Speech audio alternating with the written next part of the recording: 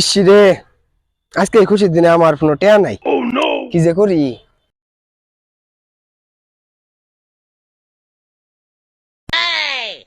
ও ভাই শুনুন, ভাই আমারে ডাকলেন ভাই? এই মিয়া শুনে যান,